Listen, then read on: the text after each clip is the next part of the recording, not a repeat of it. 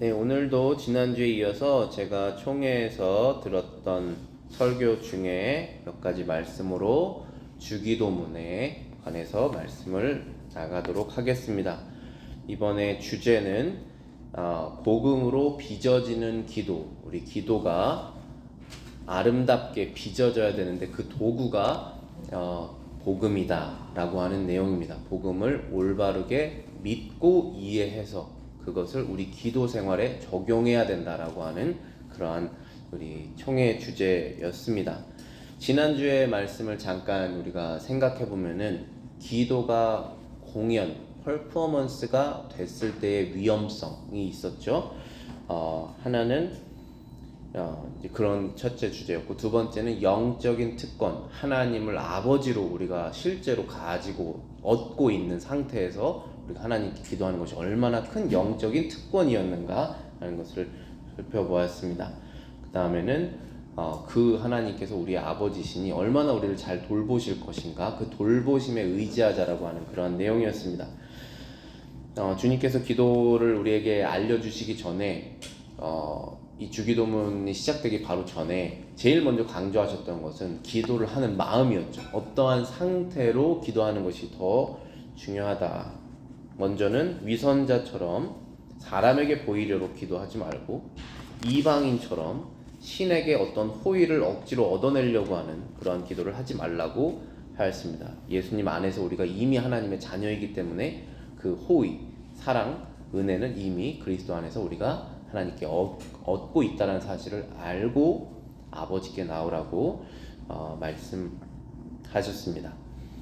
오늘은 두 가지 설교를 제가 요약해서 전달해드리겠습니다. 뉴욕에 있는 그랜 아일랜드 BPC 교회의 데이비드 치 목사님의 설교 Forgiveness Received and Forgiveness Reflected, 즉 용서를 받은 사람이 이제는 용서를 실천한다라고 하는 그런 주제의 말씀이었고, 두 번째는 피셔 목사님께서 전해주신 Cry for Perseverance, Preservation, 그러니까 우리의 영혼을 보호해달라고 하는 그러한 간구, 우리 영혼을 하나님께서 보호해달라는 간구를 외쳐야 된다라고 하는 그러한 두 가지 설교입니다. 첫 번째로는 마태복음 6장 12절을 가지고 했던 설교입니다. 마태복음 6장 12절에 보시면은 우리가 우리에게 죄진 자를 사하여 준 것 같이 우리의 죄를 사하여 주옵시고 라는 것입니다. 용서에 관한 것이죠.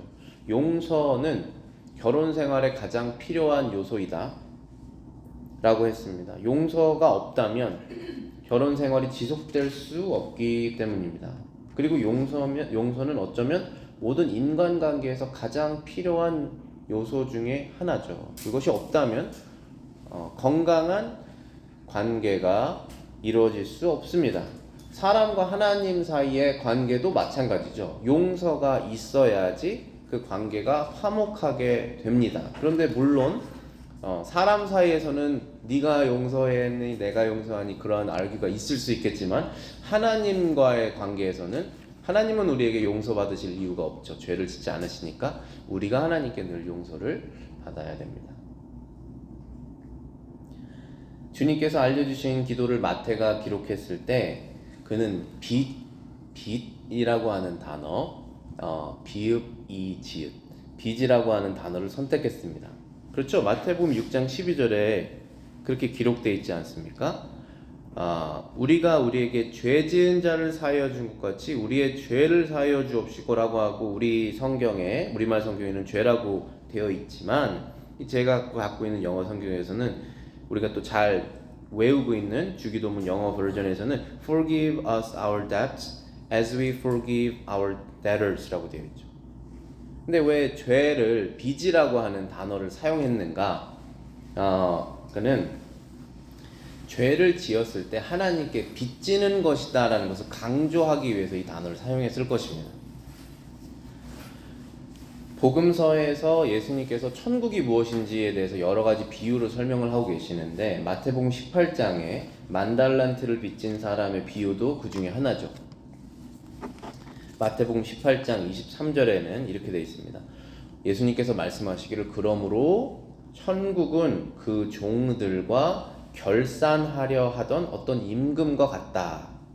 천국이 뭔가 생각했을 때 예수님께서 쉽게 이해할 수 있도록 어떤 임금이 있고 종들이 마지막에 최종 결산을 해야 되는 것 같은 것이다 라고 말씀을 하셨습니다.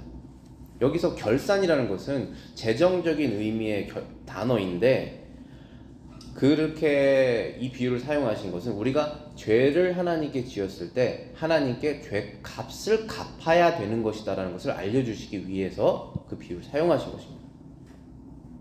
그래서 이 비유를 통해서 어떤 사람이 천국에 들어가고, 그리고 천국에 있는 사람들은 과연 어떤 사람인가에 대해서 이 비유를 통해서 설명하시는 것이죠.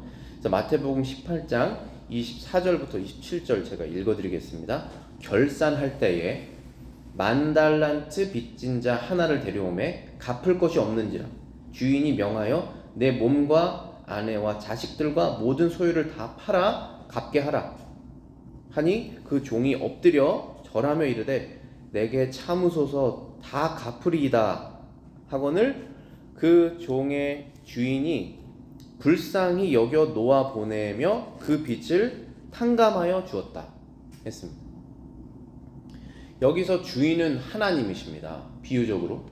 그리고 결산은 세상 마지막에 있을 심판입니다. 종들은 사람입니다. 큰 빚을 진 이유는 평생 하나님께 죄를 지었기 때문에 빚이 점점 쌓인 것입니다. 그리고 그 빚을 탕감받은 방법은 뭐였죠? 하나님의 발 앞에 엎드려 자비를 구한 것입니다. 이게 바로 천국이라는 것입니다. 참 감사하게도 비록 우리가 큰 빚을 졌지만 하나님께서는 자비로우시다는 사실을 예수님께서 지금 알려주고 계시는 것입니다. 마태복음 18장 28절부터 30절입니다. 그 종이 나가서 자기에게 100데나리온 빚진 동료 한 사람을 만나 붙들어 목을 잡고 이르되 빚을 갚으라 하매 그 동료가 엎드려 간구하여 이르되 내게 참아주소서 갚으리이다 하되 허락하지 아니하고 이에 가서 그가 빚을 갚도록 옥에 가두었다 했습니다. 자, 우리가 이 비유를 올바르게 이해하려면 그리고 우리 생활에 잘 적용을 하려면 왜 예수님께서 우리의 죄값을 10,000달란트로 비유하셨는지를 알아야 됩니다. 그리고 이 빚진 자가 또 100데나리온을 빚졌다고 되어 있으니까 그게 얼마인지를 알아야지 우리가 이 비유를 이해를 할 수가 있습니다. 데나리온이라는 것은 그때 당시에 쓰던 그 커런시인데 하루 일하면 얻는 돈입니다. 하루 일당입니다. 데나리온이. 그래서 100데나리온을 빚을 졌다는 것은 100일치 빚을 진 것입니다.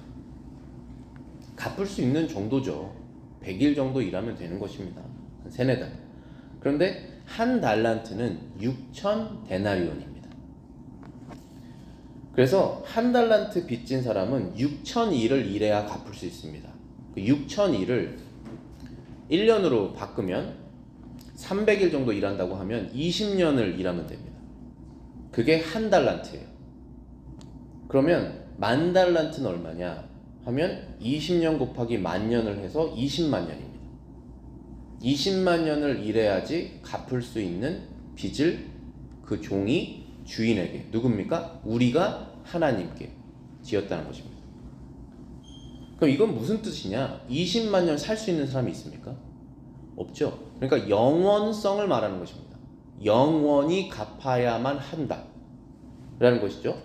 그래서 영원히 고통받아야 될 그 사람, 그 종을 구해 주었는데 그가 감사하지 않고 다른 사람에게 자비하지 않았다가 포인트입니다. 마태복음 18장 31절부터 35절 읽어드리겠습니다. 그 동료가 그것을 보고 몹시 딱하게 여겨 주인에게 가서 그 일을 다 알리니 이에 주인이 그를 불러다가 말하되 악한 종아 네가 빌기에 내가 네 빚을 전부 탕감하여 주었거늘 내가 너를 불쌍히 여긴과 같이 너도 내 동료를 불쌍히 여김이 마땅하지 아니하냐 하고 주인이 노하여 그 빚을 다 갚도록 그를 옥졸들에게 넘기니라. 자, 우리가 예수님의 보배로운 피의 가치를 알아야 됩니다. 10,000달란트로 비유된 이 가치는 무한한 가치를 말하는 것입니다. 무한한 가치가 있는 예수 그리스도의 피 밖에는 우리가 하나님께 지은 죄의 값을 지불할 수 없다. 그게 바로 천국의 복음이라는 것입니다. 이 복음을 믿는다면 복된 소식이죠. 저와 여러분들의 갚을 수 없는 죄가 우리가 하나님의 자비를 통해서 예수님의 피로 씻김을 받은 것입니다. 페이가 된 것입니다. 근데 이 복음을 믿는다면 그렇게 씻김을 받을 수 있구나, 용서받을 수 있구나 하는 걸 깨달는다면 우리도 이 종처럼 무릎을 꿇고 하나님의 자비를 구해야죠. 그 사람은 죄의 빚을 탕감받을 수 있습니다. 그게 성경의 약속이에요. 또한 우리가 어떠한 값을 지불하고 우리의 죄가 탕감받았다는 것을 알았다면 이제 우리는 다른 사람이 우리에게 죄 지은 것을 용서할 수 있게 됩니다. 그게 마땅한 것이구나, 그 사람이 나한테 지은 죄는 정말 가벼운 것이구나 라는 것을 깨달을 수가 있다는 것입니다. 주인이 다른 종을 용서하지 않았던 그 악한 종에게 이제 자비를 행하시지 않았습니다. 이제는 심판하셨습니다. 노하셨습니다. 그리고 그가 자신의 빚을 스스로 감옥에서 갚으라고 명령하셨습니다. 그게 얼마나 갚아야 된다고 그랬죠 아까? 20만 년. 100년도 못 사는데 100년 정도 살 수 있습니까? 그러니까 인생은 100년 정도로 끝나는데, 그런데 20만 년은 영원성을 제가 상징한다고 말씀드렸죠. 영원히 갚으라는 것입니다. 여러분들의 영혼은 죽지 않습니다. 여러분의 몸은 100년 정도 사시지만 여러분의 영혼은 죽지 않습니다. 영혼은 소멸되지 않습니다. 천국에서 하나님과 영원히 살거나 지옥에서 마귀와 영원히 고통받는 것입니다. 그게 바로 우리의 영혼에 담겨있는 영원성입니다. 그래서 20만 년을 갚으라고 한 것입니다. 영혼은 없어지지 않을 것입니다. 그게 바로 우리가 하나님께 죄 지은 형량입니다. 계속 그 값을 높이고 있는 것입니다. 그게 하나님께 죄를 지은 값이라는 것을 우리가 깨달아야 된다는 것입니다. 그리고 이것이 천국의 비유다라고 말씀하셨습니다. 이것이 지옥의 비유다라고 말씀하시지 않았죠? 이것이 천국의 비유다라고 말씀하셨습니다. 물론 천국을 말하면 당연히 지옥이 따라오지만 어쨌든 이것은 우리를 천국을 보내시기 위한 예수님의 가르침이신 것이죠. 그래서 35절에 18장 마태복음 말씀하시기를 너희가 각각 마음으로부터 형제를 용서하지 아니하면 나의 하늘 아버지께서도 너희에게 이와 같이 하시리라. 너희가 각각 마음으로 형제를 용서하지 아니하면 나의 하늘 아버지께서도 너희를 용서하지 않으실 것이다 말씀하셨습니다. 즉 천국은 누구의 것이냐? 천국은 내가 마음으로 다른 사람을 용서한 사람들의 것이다 라는 것입니다. 우리가 남을 어떻게 참으로 용서할 수 있느냐 하면 내가 하나님께 무한한 가치의 죄를 지었는데 그것이 탕감받았구나 라고 하는 그 복음을 믿은 사람이 이제 내가 아무런 잘못도 하지 않았는데 나에게 정말 나쁘게 대했던 그 사람을 용서할 수 있다는 것입니다. 왜냐하면 그 사람이 나에게 지은 죄는 100데나리온 정도밖에 안 되기 때문에. 비유적으로 말하면 정말 무한대와 점 같은 것이기 때문에. 즉 누가 용서할 수 있느냐 하면 내가 하나님께 지은 죄의 정도가 얼마인지 아는 사람, 그리고 예수님의 피의 값어치가 얼마인지 아는 사람이 용서할 수 있다는 것이고, 그 용서한 사람이 천국에 있다라는 것이죠. 근데 용서하지 않은 사람은 어디 있습니까? 천국에 있지 않고 영원한 지옥에 있을 것이다 라고 하는 것이 예수님의 비유이며 가르침입니다.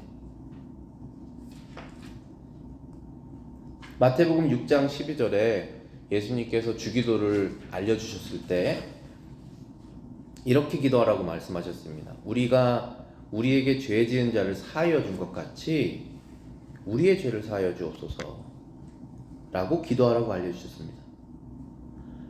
그리고 주기도가 다 끝나고 바로 다음 절에 이 말씀을 더하셨습니다. 너희가 사람의 잘못을 용서하면 너희 하늘 아버지께서도 너희 잘못을 용서하려니와 너희가 사람의 잘못을 용서하지 아니하면 너희 아버지께서 너희 잘못을 용서하지 아니하시리라. 하나님께서 여러분들의 죄를, 저와 여러분들의 죄를 용서하실 수 있으십니다. 그런데 모든 사람이 다 용서받는 것은 아닙니다. 그렇지 않습니까? 하나님께서는 충분히 다 용서하실 수 있습니다. 하지만 다 용서받는 것은 아니라는 것입니다. 예수님의 복음을 이해하고 그 감동으로 타인을 용서한 그 사람들을 용서하실 것입니다. 그리고 천국은 바로 그 사람들의 것입니다. 그게 예수님께서 알려주셨던 비유였습니다. 그리고 예수님께서 우리에게 기도를 할 때 죄 용서를 받기를 위해 하나님께 기도하라고 했을 때 조건을 다신 이유가 바로 그것입니다. 우리가 우리에게 죄 진 자를 용서한 것처럼 하나님 저도 용서해 주십시오 라고 말하는 것입니다.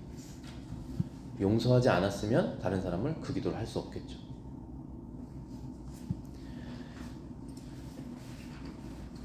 그 다음에는 마태복음 6장 13절입니다. 우리를 시험에 들게 하지 마옵시고 다만 악에서 구하옵소서. 보존을 위한 부르짖음, cry for preservation. 이 기도는 하나의 무기입니다. 영적인 시험을 당했을 때 우리는 이 무기를 사용해야 됩니다. 무기가 무엇이냐 하면 바로 이 기도입니다. 우리를 시험에 들게 하지 마옵소서. 시험이 오는 걸 내가 지금 보고 있습니다. 느끼고 있습니다. 내가 걸려 넘어질 거 알고 있습니다. 그러니 시험에 들게 하지 마옵소서. 그리고 시험에 걸려들었다면 구해 주시옵소서 라는 기도를 하라고 하는 것입니다. 이것은 무기입니다. 우리 손에 주어주신 무기. 왜냐하면 우리는 이 무기 없이는 이길 수 없기 때문입니다. 아무도 마귀의 시험을 스스로 자신의 힘으로 이길 수 없습니다. 마귀의 유혹을 스스로 이길 수 있으면 이 기도를 하라고 하시지 않으셨겠죠. 이길 수가 없습니다. 그렇기 때문에 하라고 하신 것입니다. 그렇기 때문에 기도하지 않는 것은 굉장히 어리석은 겁니다. 잠언 16장 22절입니다. 명철한 자에게는 그 명철이 생명의 샘이 되거니와 미련한 자에게는 그 미련한 것이 징계가 되느니라. 하나님께 도움을 구하는 기도를 해야 되는구나. 기도를 해야 되는구나. 이걸 아는 것이 명철입니다. 그 명철이 그 사람을 살릴 것입니다. 그런데 미련한 자는 하나님 도움이 없이도 살 수 있겠지 라고 생각한다면 기도하지 않겠죠? 그 미련함이 스스로를 징계할 것이다 라고 했습니다. 왜 스스로를 징계하느냐? 우리가 하나님께 기도하지 않을 때 그 시험이 찾아오고 우린 걸려 넘어집니다. 그러면 그 걸려 넘어진 결과가 나를 아프게 합니다. 그래서 그게 징계죠. 그래서 기도를 해야 된다는 것입니다. 주님께서 잡히시던 날에 제자들에게 미리 깨어서 기도해라 라고 말씀하셨습니다. 지금까지는 예수님의 보호 아래에 제자들이 있었습니다. 그런데 이제 주님께서 잡히시면 제자들은 목자가 없죠. 그렇기 때문에 깨어서 기도해라. 그랬을 때 베드로가 그 말을 듣지 않았죠. 귀 기울이지 않았습니다. 예수님의 말씀에. 그리고 대신에 뭐라고 말했습니까? 마태복음 26장 33절 그리고 35절에 베드로가 대답하여 이르되 모두 주를 버릴지라도 나는 결코 버리지 않을 것입니다. 내가 주와 함께 죽을지언정 주를 부인하지 않을 것입니다. 라고 말했습니다. 베드로는 지금 스스로에게 자신이 있었습니다. 베드로는 그의 마음속에서 예수님의 음성보다 자신의 음성이 더 컸던 것입니다. 저는 여러분들에게 지극히 겸손하게 묻고 싶습니다. 지금 여러분들의 마음속에 음성이 있다면 그것은 예수님의 음성이 더 큽니까? 아니면 여러분 자신의 음성이 더 큽니까? 베드로처럼 아니 기도하지 않아도 하나님 도움 없어도 난 할 수 있어 라고 생각하십니까? 우리는 조용히 해야 됩니다. 우리는 잠잠히 주님께서 지금 나에게 무엇을 말씀하시는지 그 목소리를 들어야 됩니다. 뭐 갑자기 신기한 목소리를 들었다는 것이 아니라 이 하나님의 말씀이 내 마음속에서 생각하게 하는 바로 그것에 집중해야 된다는 것이죠. 우리의 생각이 하나님의 생각과 일치하는지, 우리의 계획이 하나님께서 기뻐하시는 것인지, 우리의 목표가 주님의 것과 같은지를 알려면 내가 시끄럽게 말하는 것을 멈추고 주님의 음성을 들어야겠죠. 그게 예수님께서 제자들에게 하셨던 말씀입니다. 깨어서 기도하여라. 근데 베드로는 자기가 더 크게 그 주님의 음성보다 크게 말했던 것입니다. 나는 절대로 주님을 배반하지 않을 것입니다. 근데 결국은 배반했죠.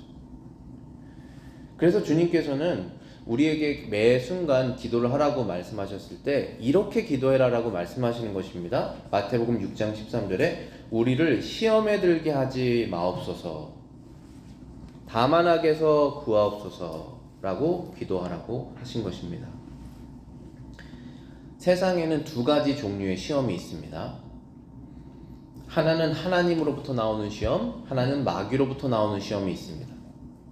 하나님으로부터 나오는 시험은 우리의 유익과 우리의 정결함을 위해서 시험하시는 것입니다. 이 시험은 때로는 번영의 모습으로, 때로는 빈곤의 모습으로 다가오기도 합니다. 부와 명예와 번영이 자주 우리를 하나님으로부터 멀어지게 합니다. 빈곤과 수치와 고난과 질병도 우리를 하나님으로부터 멀어지게 할 수 있습니다. 하나님께서는 때로는 우리를 번영하게 하셔서 우리를 시험하실 때가 있고, 또 우리의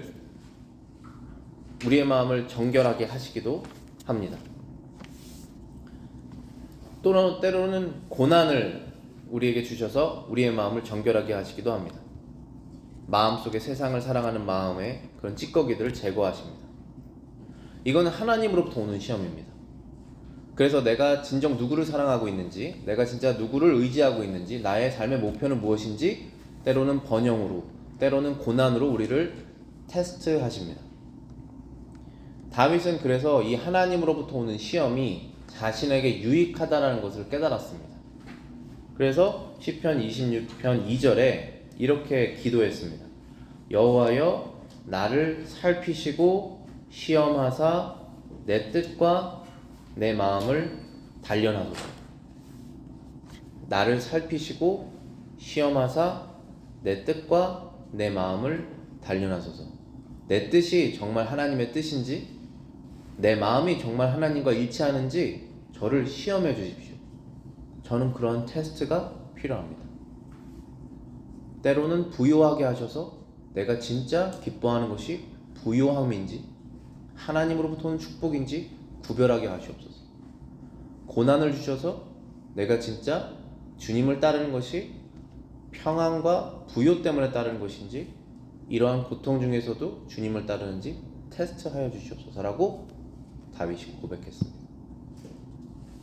베드로도 여러 가지 시험을 당했습니다. 그래서 그의 신앙이 굳건해진 다음에 이렇게 고백을 했습니다. 베드로전서 1장 6절부터 10절입니다.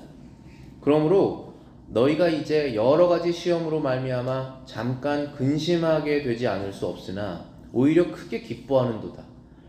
너희 믿음의 확실함은 불로 연단하여도 없어질 금보다 더 귀하여 예수 그리스도께서 나타나실 때에 칭찬과 영광과 존귀를 얻게 할 것이니라.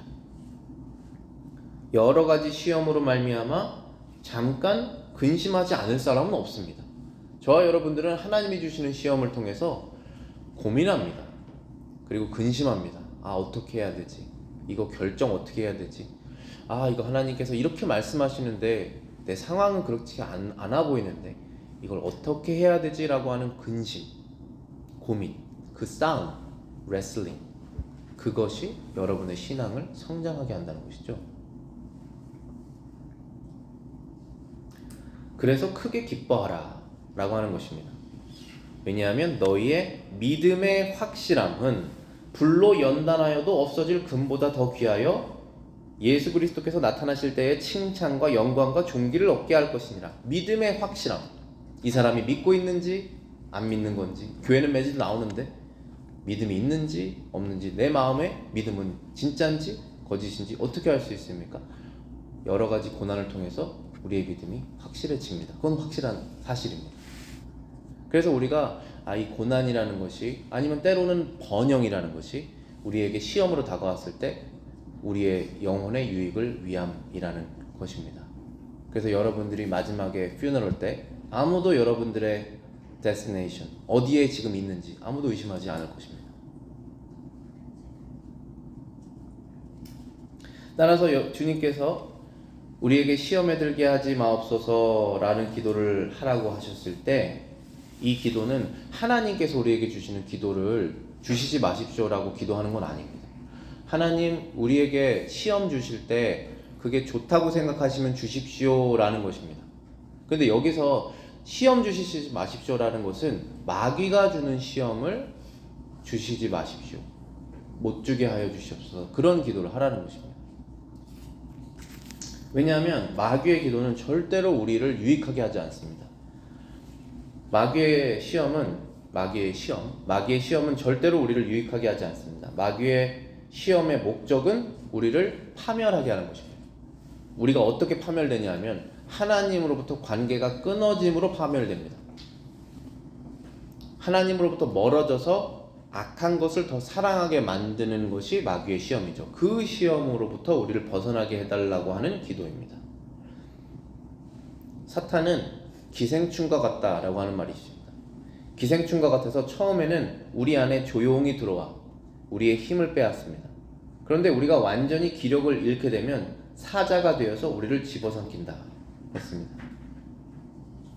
그게 바로 잠언 7장에 나와 있는 모습입니다. 오늘 성경 읽을 때 제가 잠언 7장 읽어드렸잖아요. 거기에 있는 그 모습이 마귀가 우리를 유혹해서 하나님으로부터 멀어지게 해서 결국 우리의 영혼을 파멸시키는 그 모습을 기록하고 있는 것입니다. 여기에서 결국은 생명을 잃게 되는데, 이 젊은이가, 그 사람은 유혹에 대비하지 않았던 그러한 사람의 모습이고, 음란한 여인은 마귀를 상징하는 것이죠. 잠언 7장을 통해서 우리가 이 마귀의 시험이 어떤 것인지를 알 수가 있는데 몇 가지 특징이 있습니다. 첫 번째는 5절에 보면 이런 게 있습니다. 마귀는 말로 우리를 기분 좋게 합니다. 여러분의 마음을 기분 나쁘게 하는 것이 다 나쁜 건 아닙니다. 누가 여러분들을 계속 이렇게 잘한다 잘해 그런 것이 늘 좋은 것만은 아닙니다. 왜냐하면 마귀가 그렇게 할 수 있기 때문에. 하나님께서 여러분을 칭찬하실 수 있습니다. 너가 잘하고 있다, 너가 지금 충성되다, 너가 지금 못했다고 생각했지만 너 지금 잘하고 있는 것인가, 계속 가라, 이거랑은 다릅니다. 마귀는 말로 속인다. 이거 하나 기억해야 됩니다. 우리를 기분 좋게 만든다. 그걸 주의해야 됩니다. 두 번째는 마귀의 말은 교묘하다. 그래서 이게 진짜인지 거짓인지 구별하기가 어렵습니다. 딱 잘라 말하지 않습니다. 교묘하게 말합니다. 세 번째는 마귀는 유혹의 때를 기다린다. 코너에서 이렇게 기다리고 있다라고 하는 표현이 있습니다. 그러니까 다 때가 있잖아요.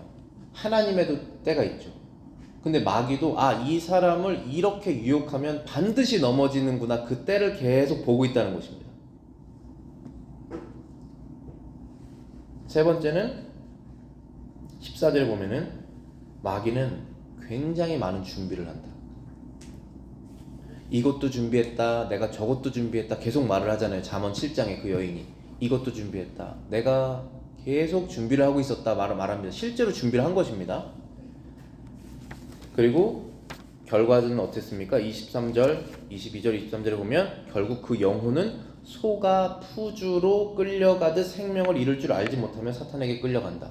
그러니까 소가 이제 생명이 끊어지는 푸주간으로 들려갈 때 뭐 아는 소도 있겠지만 대부분 소는 모르지 않습니까? 그냥 길을 가다가 갑자기 이제 죽는 거죠. 그래서 거기에서 고기가 되는 것입니다. 그러한 상황처럼 이 영혼이 어리석은 남자가 푸주로 끌려가는 소처럼 자기가 죽을지도 모르고 기분 좋게 가고 있다가 죽었다는 것입니다. 솔로몬이 성령의 감동을 받아서 우리에게 마지막으로 경고를 하는 것이 무엇이냐면은 24장 잠언 7장 24절 26절입니다. 내 말을 듣고 내 입의 말을 주의하라. 내 마음이 치우치지 말며 그 길에 미혹되지 말아라. 대저 그가 많은 사람을 상하게 하여 엎드려지게 하였나니 그에게 죽은 자가 허다하더라. 그에게 죽은 사람이 셀 수 없이 많다라는 것입니다.